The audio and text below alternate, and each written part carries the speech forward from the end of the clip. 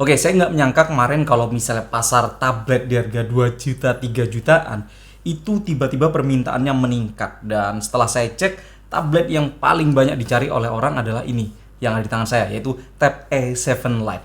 Tapi setelah saya coba sendiri, saya ingin memberitahu kepada teman-teman semua bahwa benda ini juga ada kekurangan, tapi juga ada kelebihannya. Untuk itu saya akan bahas kali ini. Ngomongin tentang harga, tablet ini punya bandrol harga pada saat pertama kali dirilis oleh Samsung itu 2,5 juta. Tapi pada saat saya cek sekarang ini di pasar di e-commerce, saya lihat sudah harganya nggak lagi 2,5 juta. Tapi ada di range harga sekitar 2,6 sampai 3 juta. Dan mungkin itu sekali lagi efek dari banyaknya permintaan terhadap tablet ini. Saya akan bahas mulai dari layar. Ini memang poin utama atau keunggulan dari Tab A7 Lite ini. Layarnya 8,7 inch 800 x 1340. Saya lihat layar ini adalah kelebihan sekaligus kekurangannya. Karena secara ukuran Tab A7 Lite ini ukurannya pas banget, enak sekali. Bisa kalian lihat. Ini saya menggenggam tablet hanya seperti ini aja dan saya sudah bisa nonton, bisa baca buku, browsing-browsing berita, enak banget. Dan kalau misalnya dibandingin sama benda-benda yang ada di tangan saya ini adalah beberapa tablet yang ada di pasaran saat ini. Bahkan saya langsung membandingkan dengan sebuah smartphone terbaik dari Samsung awal tahun lalu, yaitu S21 Ultra. Ini ukuran layarnya tetap lebih nyaman Tab A7 Lite untuk digunakan sebagai alat untuk mengkonsumsi multimedia. Ini sudah gede ya layarnya, tapi tetap rasa lebih enak ini. Tapi kalau misalnya dibandingkan dengan tablet yang sesungguhnya, maksudnya sesungguhnya itu yang lebih banyak di pasaran dan lebih banyak digunakan orang, ini adalah iPad Pro M1 11 inch. Ukurannya seperti ini. Nah, teman-teman bisa membayangkan betapa nikmatnya ukuran tablet ini dibandingkan dengan ini yang memang besar, tapi kalau misalnya dibuat nonton atau dibuat megang-megang kayak gini, ini kerasa agak kebesaran. Dan begitu juga kalau misalnya dibandingkan langsung dengan tablet yang ini. Ini adalah Xiaomi Pad 5. Ukurannya juga besar sekali kalau misalnya dibandingkan dengan ini. So, dari segi ukuran dalam hal mobilitas bisa dibawa kemana-mana, ini cukup dikantongin atau dimasukin gitu aja, ini kerasa enak sekali. Mungkin menurut saya dari segi ukuran yang sangat nyaman, satu-satunya pesaing terhadap A7 Lite ini dalam hal ukuran, kenikmatan dalam menikmati konten adalah ini mungkin iPad mini 6th generation, tapi dia punya perbedaan jelas yaitu masalah harga. Ini harganya nggak sampai 3 juta. Ini harganya pada saat pre-order saat ini itu sekitar 9 juta. Jadi ya kerasa lah, tapi bisa dilihat ya ukurannya enak sekali nih iPad mini 6 dan ini Tab A7 Lite. Wah, dan ini beratan ini kayaknya. Oke, masih berbicara tentang Tab A7 Lite ini. Ada beberapa poin juga yang saya sebutkan bahwa itu adalah kelebihan dalam hal layar, maksudnya kelebihan dari Tab A7 Lite ini. Tapi layar juga saya bilang tadi adalah kekurangan. Karena teknologi maupun resolusi dari Tab A7 Lite ini nggak terlalu bagus. Seperti yang saya informasikan ke teman-teman tadi, layar 8,7 inch 800 x 1340 pixel, dan ini bahkan resolusinya nggak sampai Full HD. Jadi jatuhnya sih HD plus ya. Ini di atasnya 720 yaitu 800. Jadi yes. Dan teknologi layarnya juga belum IPS. Dia masih berlayar TFT.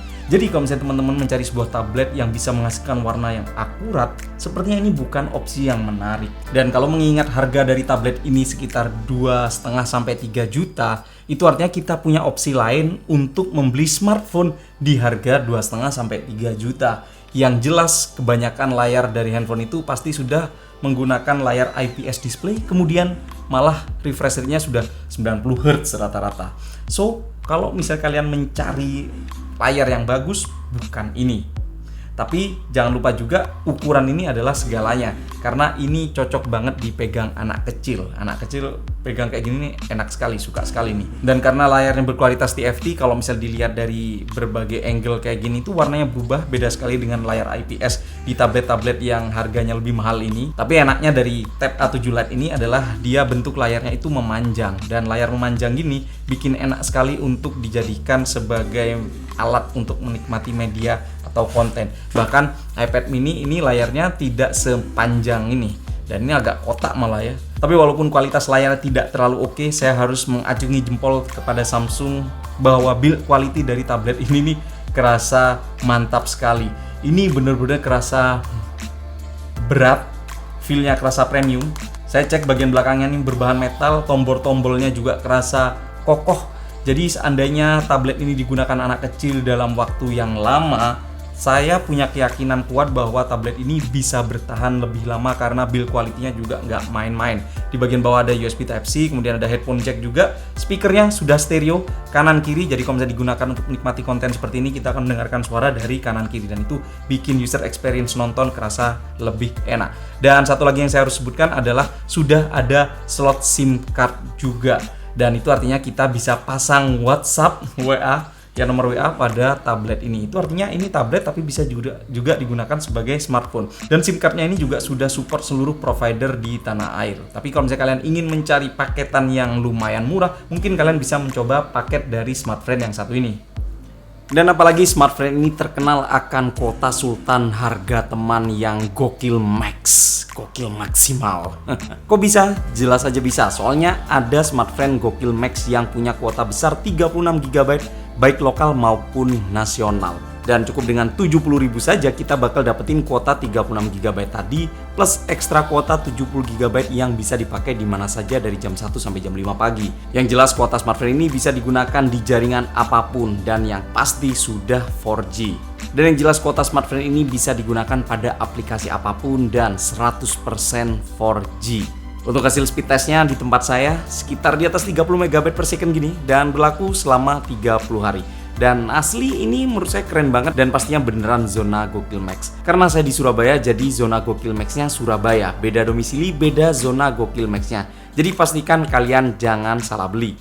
Bakalan puas banget kalau misal pakai kuota besar ini lebih dari 100 GB buat menemani aktivitas buka peluang di rumah kayak yang suka streaming, nonton tutorial, gaming, atau yang hobi bikin konten. Saya juga seneng banget menjadi salah satu user dari Smartfren karena memang banyak untungnya. Selain kuota sultan melimpah ruah, kalian juga bisa mengikuti Rezeki Wow periode ketiga. Itu loyalty program yang ada pada aplikasi My Smartfren. Hadiahnya juga gokil-gokil, mulai dari smartphone, pulsa, tablet, TV emas, laptop, motor, hingga hadiah grand prize emas 50 gram dan super grand prize dengan hadiah tabungan ratusan juta rupiah dan mobil. Cari juga gampang banget, kalian bisa langsung mendownload aplikasi My Smartfren, kemudian pilih menu Rezeki Wow. Setelah itu lakukan transaksi seperti isi paket data buat dapetin rezeki depan mata dengan hadiah pasti dan langsung. Karena semua pasti bisa menang. Yang jelas menurut saya ini worth to buy banget karena seperti yang saya informasikan tadi, benefitnya seperti kuota besar, kemudian kita juga bisa mengikuti Rezeki Wow dari Smartfren, dan kita sebagai pengguna internet harus benar-benar menjadi seorang smart buyer. Dan buat teman-teman juga jangan lupa untuk menggunakan voucher Gokil Max di nomor Smartfren Gokil Max kalian untuk bisa menikmati kuota lokal di zona Gokil Max masing-masing. Dan untuk informasi lebih lanjut kalian bisa cek link yang ada di kolom deskripsi di bawah. Back to this. Oke, lanjut. Saya akan bahas spesifikasi dari tablet ini. Dia menggunakan prosesor dari MediaTek, yaitu MT8768T Helio P22T octa-core dengan RAM 3 GB, kemudian ROM atau storage 32 GB. Memang bukan prosesor yang kencang dan boleh dibilang lemot. Iya, jujur memang tidak terlalu kencang, makanya saya bilang agak lemot barusan. RAM-nya 3 GB, storage-nya 32 GB, itu ada batasan-batasan yang harus kita kompromikan untuk bisa mendapatkan tablet ini. Lagi-lagi kalau misalnya dibandingkan dengan handphone di harga 2-3 juta, tablet ini kalah kencang, kalah cepat. Sebenarnya tablet ini masih bisa-bisa aja digunakan untuk nge-game, asal nggak berat-berat dan settingannya juga nggak bisa rata kanan. Mobile Legends masih bisa, tapi ya mentok kiri, kemudian Genshin Impact tidak saya sarankan, PUBG Mobile ya kiri lah. Tapi kalau saya digunakan untuk game-game ringan seperti Subway Surfer, Hago dan lain-lain itu bisa banget. Dan enaknya lagi adalah layarnya gede. Kalau saya digunakan untuk bermain game board seperti catur ataupun apapun game board, ini kerasa enak banget. Tapi kalau misalnya digunakan untuk streaming Netflix, YouTube, video.com, Disney Plus gimana, mungkin ya harus dikompromi bahwa pada saat kita swipe kemudian milih aplikasi tidak segegas handphone di harga 2-3 juta. 2-3 sampai 3 juta. Tapi yang harus diingat adalah kalau misalnya kegiatan kalian itu adalah nonton Netflix, kan biasanya setelah buka Netflix Ya udah terus nonton sejam 2 jam, dan itu harusnya tidak ada pengaruh apapun terhadap prosesor dari tablet ini. Jadi ya udah nggak ada perubahan apapun. Tapi begitu kalian keluar kemudian swipe lagi, buka galeri atau apapun, baru lagi kerasa agak sedikit ada stutter. Ini sebenarnya agak heran. Kenapa? Karena ini adalah Samsung. Biasanya Samsung itu terkenal akan kegegasan pada UI-nya. Tapi entah kenapa pada tablet ini kerasa agak lag. Bahkan saat saya mencoba handphone Samsung harga sejutaan, itu kerasa lebih mulus dibanding dengan yang ada di Tab A7 Lite ini. Kemudian baterai. Kapasitas baterai pada tablet ini adalah 5100 mAh. Sebenarnya ini agak bagus dan tidak bagus. Bagusnya adalah karena layar dari tablet ini dia masih menggunakan resolusi HD plus 720p plus atau 800 ya pixel tadi. Efek positifnya adalah dia tidak makan banyak energi alias cukup hemat energi. Dan memang secara user experience saya bisa menggunakan tablet ini sekitar 2 hari. Dan itu mungkin kalau misalnya dibandingkan dengan HP harga 2-3 juta, tablet ini mampu bertahan lebih lama dibanding mereka. Dan untuk lama ngecasnya sendiri saya harus akui sekitar 2,5 jam. Termasuk lama untuk zaman sekarang karena sekarang banyak fast charging yang nggak sampai 1 jam di harga 2-3 juta ya smartphone. Kemudian di bagian belakang kita akan lihat kamera, ya ini seadanya 8 megapiksel autofocus, kemudian kamera depan 2 megapiksel.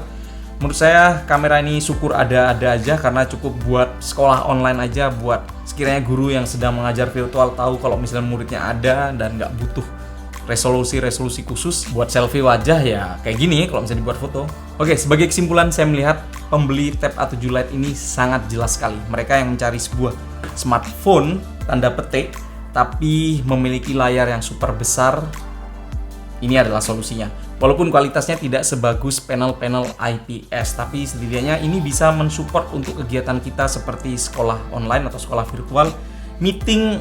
Sayang lah kalau misalnya meeting kantor mending pakai laptop aja, atau yang saya bisa sebutkan adalah nonton streaming YouTube, Netflix, view video, Disney Plus, apapun yang butuh layar agak gede agar bisa digunakan untuk sharing bersama orang lebih banyak, ini adalah salah satunya. Tapi kalau misalnya teman-teman mencari sebuah benda yang bisa digunakan untuk ngegame, butuh sebuah performa, nggak ada yang lain, beli HP di harga 2 juta 3 jutaan. Nggak ada solusi lain, mungkin bisa beli handphone di harga 2 jutaan yang lebih kencang dibanding dengan Tab A7 Lite ini. Tapi kalau misalnya kalian mencari sebuah tablet yang punya layar oke kayak gini, tapi kalian punya budget lebih, mungkin kalian bisa mencoba yang ini. My favorite. Ini cakep sih. Ya, pastikan kalian subscribe ke channel ini karena nanti saya akan juga review iPad mini 6 ini, bagaimana user experience-nya dan bagaimana spesifikasinya. Nanti saya juga pengen pasangin casing originalnya juga biar enak. Oke, sekali lagi terima kasih. Dan gimana pendapat kalian tentang Tab A7 Lite ini? Jadi harusnya kalian sudah punya gambaran antara mau beli tablet ini apa enggak, karena kalian sudah tahu kelebihan serta kekurangannya. Sekali lagi terima kasih, saya Brookmar pamit, sampai jumpa di video selanjutnya. Bye bye.